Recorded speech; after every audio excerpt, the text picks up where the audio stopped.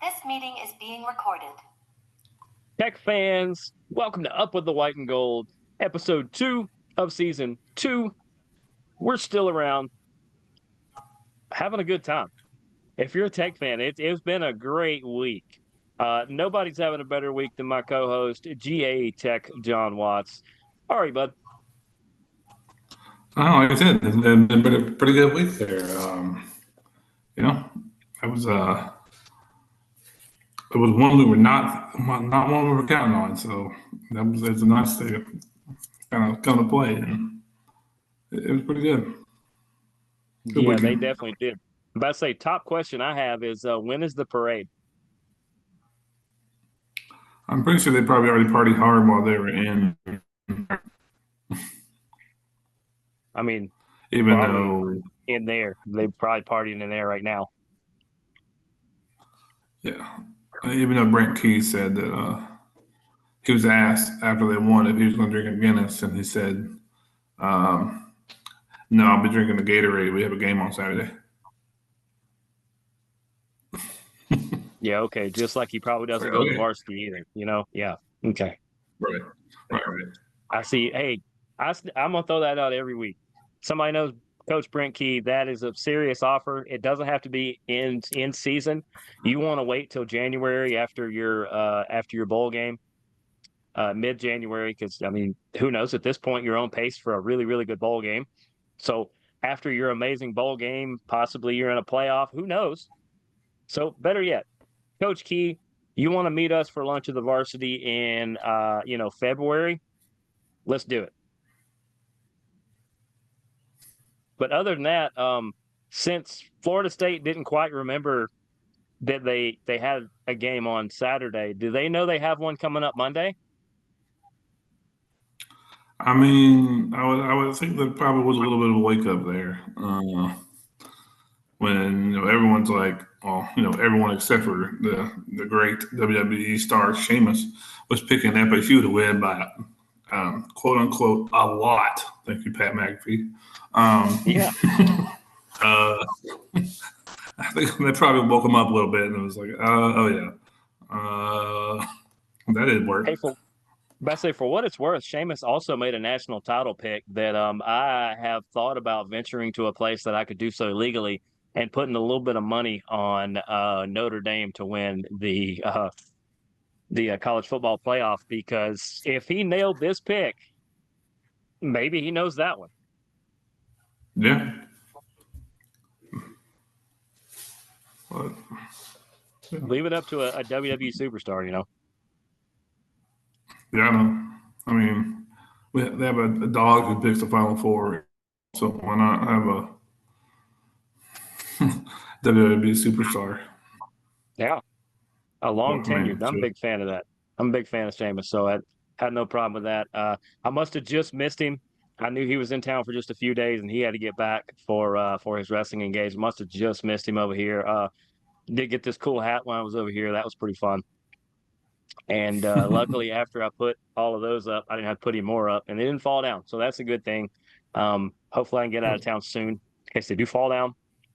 But to the actual game, uh, I've said for about the last year and a half, this Georgia Tech team is a team that if you let them hang around long enough, they're just good enough to beat you. After watching them, I would say dominate the trench play and really establish a run and really have control the majority of this game, and to see how quick their offense actually can be, it's not just if you let them hang around. Their offense is good enough to score 20-plus points a game. yeah, definitely. I mean, looking at the kind of way this went is, I mean, Florida State came out strong. Got an early touchdown and even went for the trick play for 8. And the kind of feeling of like, oh, well, here we go. And then Tech's like, no, we'll see you. We'll see your 8. We'll get a touchdown ourselves. And it was that whole kind of back and forth a little bit, like, all right, I see you touchdown, I see you, I get you one. And like, all right, I got a field goal. And like, well, we got a touchdown. And like, we got another field goal to tie it up. And just that back and forth is, for someone who's, I mean, honestly, ranked 10, who thinks that, I mean, maybe it would have been a little different. Maybe go up by a good bit and have a chasing the whole time, but it really wasn't. It was really a back and forth for both teams. Yeah. All the way, clearly, all the way down to the wire. And then things got So, really yeah, cold for those Seminoles. They got so cold that Aaron Burr put that one up there. He's not Aaron Burr, but I'm going to call him Aaron Burr. Mr. Burr puts one through it's the close enough. uprights, and Elsa and the whole Frozen Kingdom came crashing down over there in Dublin. I mean, clearly Florida State forgot what happened last time we played, or one of the times we played last, and like, let it stick around. We're gonna find a way to win. Oh yeah, and like I said, this was people like Miami. Yeah, go ahead. I was gonna say, people like Miami who could have taken a knee and got a win last season instead started to do something crazy, and then we still win away. So don't count us out. Nope. And like I said, this team showed me a lot. Early on, like I said, that first drive I was a little worried, but maybe it was jitters, maybe it was because the weather. Because even Seamus said while he was making his picks pregame, he said, "Oh, you guys lucked out with the weather." He said it always rains over here. I mean, it rains all the time. He goes, I'm surprised it's not raining right now. To which about 35 minutes later, it was raining in I think the entire country of Ireland. And I do think that played a little bit of a part. There wasn't a lot of like fumbles. There wasn't a lot of slipping around. The field was in good condition, but it seems like it altered the game plan of both teams, and it actually played more into the Yellow Jackets' favor, it seemed like. Yeah, definitely. Like I said last week, it was that we kind of expected them to do the running, the short things, which the weather kind of pushes you to kind of do that. It's kind of hard to throw bombs in the rain, so it kind of even helps a little bit keeping them on that, and defense stepping up and make sure it kind of stops that from getting too crazy. But yeah, like I said, that opening drive was like, so maybe that first game jitters, week 0. So everyone in the first game on a big stage, okay, all right, get the dust off, and then let's get going. And it happens. We see it at every level. Same thing happened. Like I said, I've said it for high school football. It definitely looked like a game last week. Really looked like everyone just needed the game to let dust off. Well, and it helps when you play a quarterback who is not the world's best deep ball thrower, and he's GaTechJon. If he ever wanted to maybe do some turntable work, I think would be pretty. And hey, there's tons of people littered in the NFL that are check down Charlies, as I call them, and do fine. I don't know if it was the weather. I don't know if it was the play call. I don't know if it's just that's how limited DJ Uiagalelei actually is. I said that when he was at Clemson. He has a couple impressive throws, but it's almost like his football game is about like my golf game. I'm good for a couple really, really good swings. And then after that, you got to help me find my ball in the woods. Do you think that's his game or trying to fit in a system? Because going from Clemson out to Oregon State and then back to FSU, they're running all 3 different kinds of systems. So it's something that he's not fitting in there, or that's just what it's going to be. It's just. I think when they brought him in, they're trying to cater that system to him, and maybe they just don't have the personnel, or maybe it's the wrong scheme. But I feel kind of bad for him. Seems like a good kid. I see he might play on the next level. He might go 4th, 5th round, something like that. But other than that, I don't know why Florida State was ranked 10th. That was not the 10th best team in the country that I saw play on Saturday. Benefit of the doubt, I would have them somewhere between 20 and 23 in the country, and that's benefit of the doubt. That may be too high even, but Georgia Tech didn't beat the number 10 team in the country. They beat a top 25, but that's a great accomplishment. But at the same time, those rankings, they showed how off they are. Yeah, definitely. I think it's a lot of problem with your preseason rankings is going by, okay, what did you end up last year? what'd you do in the off season? You know, what'd you lose? What'd you gain? And those kind of things. So it's kind of we haven't seen you play yet, but this is where we think you should be. Yeah. And then they play, and they're like, well, okay, maybe not. Yeah. Whoops. You down here, and I don't even know who you are, but we're going to put you up here. We're not sure what happened in this area. But yeah, it's to me, the way it should go is how you finished last year is how it should start this year and just go from there. And if there's a drastic change, then hey, you fix it that way. You don't make these grand predictions based off of what five-star kid out of Pluto high school can do. It's like I don't. That's why I never like the star system and things like that, because it's like if you're doing it to rank the kids to go, hey, he's really talented, that's one thing. But there's so many people that go just through the moon that they got 12 five-star players and maybe two of them ever crack the starting lineup. You get all these other guys that beat them out all the time. And I went, until you suit up, like I'm not even worried about what you do in college when it goes to the NFL. Until you put the pads on and I see you make a play, as far as I'm concerned, everybody starts here. Yeah, I mean, we've seen that. I mean, historically it happened. You know, sorry to pick on you, Brian Leaf, but you know, you're one of the most famous examples that you were great in college and hits the NFL and I hate it. I'm a big fan of his, but Tim Tebow.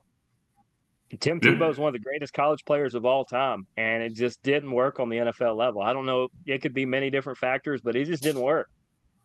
yeah. I mean, and you see the flip side of that was people like Manziel, who's he had a little bit and then goes Canada, and it doesn't like have that big star like he could have been. But you know, definitely factors playing in that example. But yeah, I Yeah. mean Tebow, I mean, he's great. He's got a good couple books.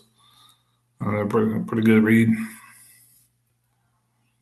And then sometimes this will be the last example we do that, but sometimes you get the Patrick Mahomes, who never plays in a big moment or a big game at Texas Tech. Uh, they score a lot of points. They don't play a lot of defense out that way. So I mean, everybody's just like, "Oh, this kid's really good." Gets the NFL, he might be one of the greatest of all time. Yep. That All happens. right, let's get back into Tech. It's just a Yep. Tech show. Why not? Let's get back into Tech. It's even on the old shirt here. I never know which way to point. It's in this area. It's somewhere around here. There it is. It's right there. Um, I like to. I like that. I like that there are some Zach Pyron plays in there. But if you're the other team, you have to know if the backup quarterback comes in and the starter's not hurt, there's a good chance it's either a quarterback run or something funky. And yet, Florida State acted like they've never played the new NCAA video game at all. It just, you see those kinds of things and you wonder what in the world happened.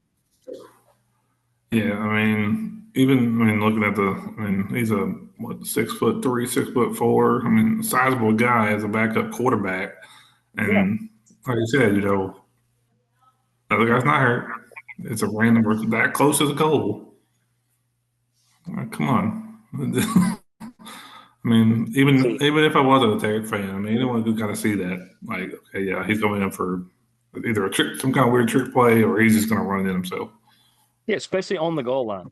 Of all Yeah. places to swap your quarterback, you did it on the goal line.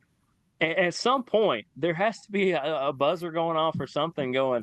I wonder why they would do that. Well, probably for the same reason that you line up after your first touchdown of the game in a swinging gate. And yet, I Yep. got to give them credit there because Georgia Tech looked like I don't know. It looked like it was a foreign language to them. They were like, "What do you think they're doing?" Oh, they just got two. Yeah, they couldn't engineer a defense on that one. That was kind of a shocker. That's I was Not too more many. upset about that than I was the actual scoring drive. And I told you I was at a dealership getting some work done to my car when I got to watch the entire first half. That was great because there was a lot of people that didn't care about this game that had to sit through it because I had the remote and I wasn't giving it up. And I got a lot more people into the game. By the way, there was a lot more Tech fans when I left that place than when I first got there. So a lot of people wanted FSU to lose, and I'm glad they got to see that. But I mean, overall, pretty good statistical day. I'd like to see a little more out of Haynes King, but I think he did what was necessary early on. 146 yards. He didn't throw a touchdown. I know they focus more on the run game. We'll talk about that in a minute, but I would have liked to see. I mean, he did run for 54 yards on his own. Jamal Haynes had both or two of the three touchdowns, with Pirate having that other one. But I don't know. I wanted to see a little more out of Haynes King, but I felt like he managed the game the way he should have. Yeah. Yeah, definitely. I think, it definitely turned out to be definitely kind of a ground game. Like I said, 11 for 16, 146 yards, no interceptions, no sacks. Did get a good 42 yarder. So, I mean, it definitely, yeah, I mean, he could have been a little bit more passing, but I think it's probably just again, first game, and two, we're really looking to use that run game. It had six different people get on the rushing list. I mean, I know two of them are quarterbacks, but it definitely looks like a run game that we were trying to push. Well, the weird thing was that Eric Singleton Jr., isn't he a wide receiver? He actually had a pretty good run for 10 yards there. Yep. I think Rutherford as well. You had both your leading receivers. Well, two of your three leading receivers who had rushes in the game. I like doing something different there, getting a different look on them. But it Yep. seemed like they wanted to spread things out and they wanted to really pound the run. And I mean, they ran the ball 36 times out of 47. So, I mean, or I guess more than that. It was Yeah. how many times they throw? 16. So out of 53, 36 out of the 53 times. That's 2/3 majority. That's going to set up a pretty good game this week. But other than that, Haynes King did fumble the ball twice. It was wet, but Yeah. there were times you just can't put the ball on the turf like that. And that's something he needs to work on, because this is a week where that team is going to be looking for you to do that, and they're going to make you pay. They are very capable of taking it right past you every time. Yeah, definitely on one of those. It was kind of hard to tell if it was really the man in motion that caused the problem, or kind of looking Yeah. that he was expecting the ball to be on one side or the other, and just kind of see him kind of like move one way and oh, the ball's this way. And we got lucky. I say lucky; it Yeah. was a big loss, but we got lucky to Yeah. get back on it. I mean, he did So recover yeah, both of them, I believe, but yeah, that's what it looked like. It looked like miscommunication, or just somebody didn't quite know the play. I don't know what it was, but you can't have that. Get those out of the way now. We don't want to yeah, see that kind of stuff now. It's you got to keep the yeah, ball, make sure everybody knows where it's going to go. yep. I thought they had way more sacks than one. It seemed like they were constantly back there with DJ all the time, and it wasn't just the front line, which is what I want to see, the front line in the backfield. It wasn't just the defensive line. It was the linebackers. There were corners in the back. At times there were more Georgia Tech players on the other side of the line of scrimmage than there were FSU on the other. There were times they were swarming, for lack of a better way to say it. Yeah, definitely. They're in the backfield a lot. So they got one sack. We've got let's see, 1, 2, 3, 4, 5, 6, 7 tackles for a loss. So I mean, they were definitely back there, but DJ was good on the speed a lot of those times when they'd be there. He'd be almost there, and then there he goes. Yep. So yeah, definitely, we were definitely in the backfield a lot. Just couldn't always get to him.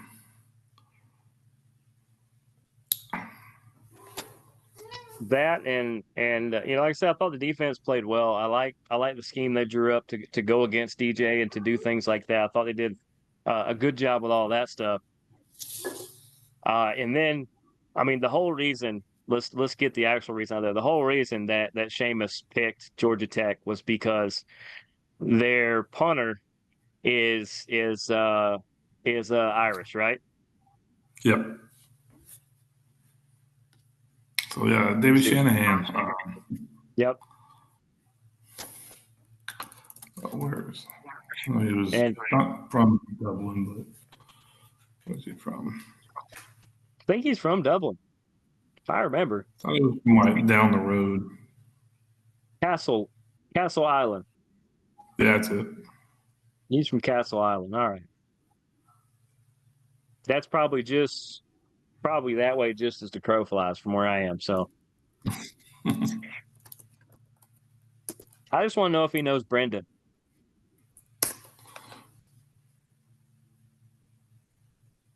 But yeah, he had a solid day. Aiden Burr had a solid day. I mean, overall, if this is the median, actually, I hope this is the floor. If this is the floor performance from Georgia Tech this year, I think to not get too ahead, but I mean, I would say possibly 8 or 9 wins, and you're going to be looking at a chance at the ACC title, and then ultimately a chance to get into one of those really, really important bracket bowl games. Yeah, definitely. I mean, like I said, if this is the bottom, then yeah, I mean, it's definitely a good season to look forward to take some wins to get through there. I mean, I know it's a big ask to go from 7-6 to make a playoff, but They weren't that far off of that. no, I mean, I think a few more wins, and I mean, we could probably get one of those. I forgot whatever they call them. Not the New Year's Day bowls or something like that. Yeah, something like that. Like I said, they got to be a dark horse if they are. They might be the 4th or 5th team you come up with that could win the ACC, but if they're going to play at least on that level or pretty close to that the rest of the year, if they don't play any better, I think they're going to play better, but if they don't play any better than that, and that's where they cap out, they're going to be right there in the mix because the ACC is going to beat each other up, and anybody, when the SEC and Big Ten play against some of the ACC and the non-conference stuff, they're going to beat them up too. So it kind of evened the playing field the way this game fell. Yeah, definitely. And it's great to start off the season not only with a win, but an ACC win. So Yeah, week 0, look who's at the top of the ACC. you are not just in first place; you are in first place in the ACC. Yep. So I know we got a few games that are not ACC coming up, but I know wins still matter in the end. I would say that, last week was important because it was a national game, even though it was played internationally, but it was on such a big scale. You were the only game on, you were the featured game on ESPN. They sent the crew over there to cover it, the pregame, all that stuff. I would say there's probably 3 or 4 of your 12 games this year that are super important for different reasons. This week is the second one of those because you're going to host Georgia State. It's going to be a featured ACC network game at 8:00 on Saturday. We got to discuss. Yep. We may be watching this because I'm sure we can find it somewhere. I think you have ACC network even. I don't know. We'll talk about that. Oh yeah. But these schools literally are 4 miles apart. The campuses are 4 miles apart. I can get from Bobby Dodd to Center Park Stadium in a matter of minutes. As long as it's about 4 a.m., I usually can. Any other time, it might take you about 20 because of the traffic. But this is going to start a rivalry where I don't think they're just going to home and be done with it. I think at least every other year, if not every year, you're going to see these two pencil each other in, and they're going to continue to fight to be the best school in Atlanta. Yeah, definitely. It's been a very long time since we played a school in Georgia, not named UGA. And by that, the only thing I could find is it's been 98 years since we played a school in Georgia, not named UGA. Was it Southern? Oglethorpe. Oh, In 1920, we lost 7-6. I thought you guys played Southern a couple years ago. I know UGA does, but I don't think we have. Hmm. I don't know. For some reason, that was sticking out because Southern is old as dirt too. So I was thinking, Yeah, I mean, the article I read may be wrong, but I was thinking it's like the last time we lost to a school in Georgia, not named UGA, it was 1926, and another article was like it was the last time they played a school in Georgia, not named UGA. I'm like, okay, they went to that stat out there. I mean, it's technically hey, true, but yeah. yeah, no, definitely. It seems very odd that it's now 2024 and we're now having a Georgia State game. I Well, mean, I think you guys are in a good place. You're turning it around, and Georgia State yeah, has been building something over the years. For people who don't know, up until a couple years ago when I swapped back to KSU, um, covering KSU full time. A few times I had split and covered Georgia State and Kennesaw, but majority of the time for about 7 or 8 straight years, from the Dome days all the way to Center Park, I covered Georgia State. I know a lot about the team, especially up until about 2 years ago. I still have friends in and out of the organization, a lot of recruiting. I do still keep up with them, just for the sake I still know a lot of these guys. They're going to bring it. And Dell McGee is wanting to prove that his hiring is not a fluke, that Georgia State is not a fluke, and that he doesn't care if you're Georgia Tech, if you're UGA. He doesn't care if you're the Las Vegas Raiders. That the Georgia State Panthers are going to march into any stadium they want to, and they're going to have a chance to win. And as even as these two teams are, I would say Tech fans, you want to know what Georgia State's going to look like? Rewatch your team from last week. 2/3 of the time, they're going to run the ball. They're going to try to dominate the line of scrimmage on both sides. They're going to accent it with some pretty good quarterback play, and they're going to rely on some good special teams plays to potentially win them the game. You're watching two absolute mirror teams. yeah, definitely. Reading up a little bit on it, and normally when you see opening lines that favor your team to be a good thing, I honestly don't like it. I don't like that they're trying to say that we're that much of a spread. What is the line?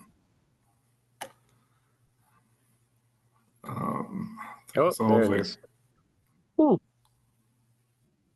That's a yeah, disrespectful line. That is a disrespectful line right there. ESPN is telling me a minus 20.5 in your favor. yep, Don't take yeah, this personally, Tech fans, but the same reason that, hey, we were both right. I asked last week, is Florida State going to win by 11 points or more? And we both said no. So if you took the over, then we won you some money. I'm going to tell you right now, take the under in this one as well.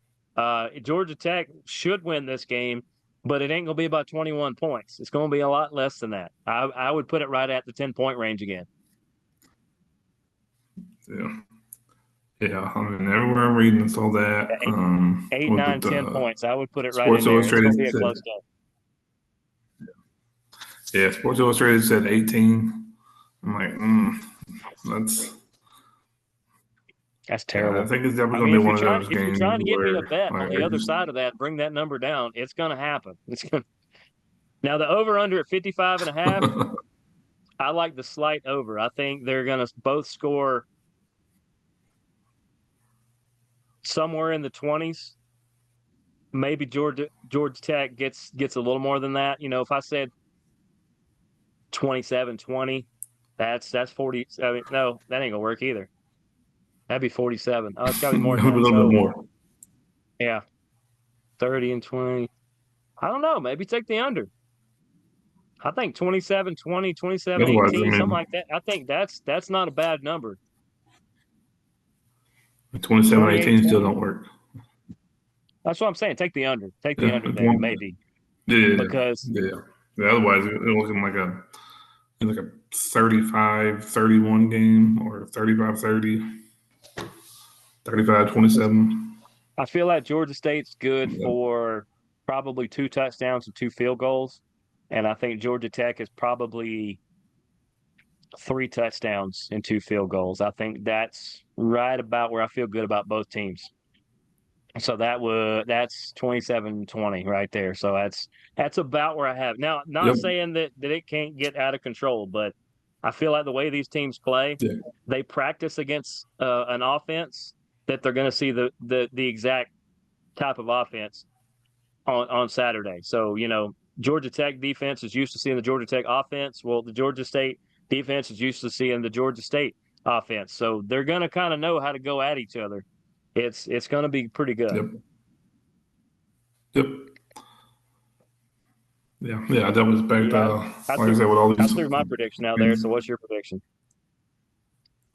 I mean, I'm pretty much right there with you. I can go with that.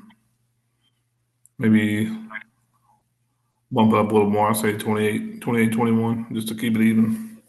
I Four can four see to three that. touchdowns. I can see that. And I mean, it's out there, but it's a way. It's more likely the field goals are going to play into this, but I'll just throw it out there just to keep it simple. But yeah, I definitely right around where you have it. I think it's not going to be too much more than that. Like I said, anywhere 7-10 range is fine. Definitely not 20 and a half or 18. That's I think, like you said, disrespectful to it's both very teams. disrespectful, and I wouldn't be surprised if that fires up Georgia State a little bit more. If that's what they're trying to do, then that you don't need to light that firecracker anymore. It's already burning. It's you not at all. I think we got like 2 minutes left, but it's going to be hot. It's going to be in the mid 80s, I think. If you're lucky, you'll get a wind. But down in Bobby Dodd, it doesn't cook quite as much as it does in some of the other stadiums. Georgia State is really hot. Yeah.